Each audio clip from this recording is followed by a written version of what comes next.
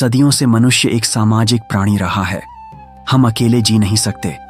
हमारी खुशियां, हमारा दुख, हमारी सफलताएं, हमारे सपने सब कहीं ना कहीं एक दूसरे से जुड़े हैं। फिर भी आज जब हम अपने चारों ओर नजर दौड़ाते हैं तो क्या देखते हैं?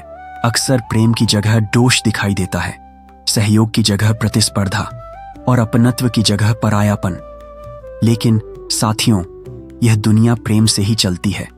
अगर हम चाहें तो इस संसार को फिर से प्रेम और भाईचारे से भर सकते हैं। सोचिए, जब हम छोटे थे तो माँ की गोद में सोते थे, पापा का हाथ पकड़कर चलना सीखते थे, दोस्ती में हंसी ठिठोली करते थे, पड़ोसियों के घर बेरों का टोक चले जाते थे। ये सब क्या था? विश्वास का बंधन, अपनेपन का बंधन, सच्चे प्रेम का बंधन। आज जब समाज में अलगाव बढ़ता जा रहा है तो इसका एकमात्र कारण यह है कि हमने उन बंधनों को कमजोर कर दिया है। हमने रिश्तों को बोझ समझ लिया है, हमने अपनापन खो दिया है। लेकिन याद रखिए, जो अकेला चलता है वह केवल एक कदम चलता है, जो साथ चलता है वह इतिहास बनाता है। सच्चा सामाजिक बंधन हमें साहस देता है, विश्वास देता है, हमें टूटने से बचाता है। नफरत करने वालों का सामना कैसे करें? अब सवाल उठता है, अगर हम प्रेम से भरे हों फिर भी कुछ लोग हमें नफरत देंगे तो क्या करें? याद रखिए, नफरत करने वाले खुद अंदर से टूटा हुआ होता है। वह दूसरों में कमी नहीं बल्कि अपने अंदर का दुख दिखा रहा होता है। जब कोई आपको ताना मारे, अपशब्द बोले, आपको नीचे गिराने की कोशिश करे तो पलटकर नफरत मत करना, उस पर दया करना, क्योंकि वह आपसे कमजोर है, भीतर से डर और असुरक्षा में जी रहा है। बुद्ध ने कहा था, अगर कोई आपको एक उपहार दे और आप उसे स्वीकार न करें तो वह उपहार किसका रहेगा? देने वाले का। ठीक वैसे ही अगर कोई आपको अपशब्द दे और आप उसे ग्रहण न करें तो वह अपशब्द उसी के पास रह जाएगा। आप अपने प्रेम में अटल रहिए। प्रेम एक ऐसा बीज है जो जहां भी बोया जाए वहां हरियाली फैला देता है। प्रेम से हम टूटे हुए रिश्तों को जोड़ सकते हैं। प्रेम से हम हारे हुए दिलों को फिर से मुस्कुरा सकते हैं। प्रेम वह ताकत है जो नफरत को जलाकर राख कर देती है। प्रेम वह दीपक है जो अंधकार को चीरकर उजाला फैलाता है। सोचिए, जब हम किसी से प्रेम करते हैं तो हमारा दिल हल्का हो जाता है, हम और अधिक ऊर्जा से भर जाते हैं, हम और बेहतर सोचने लगते हैं। तो क्यों ना हम इस प्रेम को अपनी जिंदगी का हिस्सा बना लें? क्यों ना हम हर दिन कम से कम एक व्यक्ति को दिल से अपनाएं? अब प्रश्न उठता है, क्या केवल बातें करना काफी है? नहीं, हमें अपने व्यवहार में भी प्रेम लाना होगा।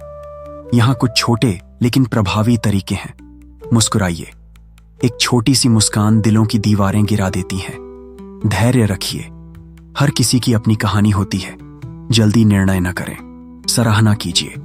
जब कोई अच्छा करे उसे दिल से धन्यवाद कहिए। माफ करना सीखिए। माफी देना खुद को आजाद करना है। सुनना सीखिए। हर किसी को सुने जाने की चाहत होती है। ध्यान से सुनिए। इन छोटे छोटे कदमों से हम अपने आसपास के वातावरण को प्रेम से भर सकते हैं। नफरत को प्रेम से जीतने की कहानी। मैं आपको एक सच्ची घटना सुनाना चाहता हूं। एक गांव में दो परिवार रहते थे जिनमें पीढ़ियों से दुश्मनी चली आ रही थी। एक दिन गांव में एक नई शिक्षिका आई। उन्होंने बच्चों को एक प्रोजेक्ट दिया, अपने सबसे बड़े दुश्मन के लिए एक अच्छा कार्य करो। शुरू में सब हिचकिचाए, लेकिन धीरे धीरे बच्चों ने एक दूसरे के परिवारों के लिए छोटे छोटे काम करने शुरू किए।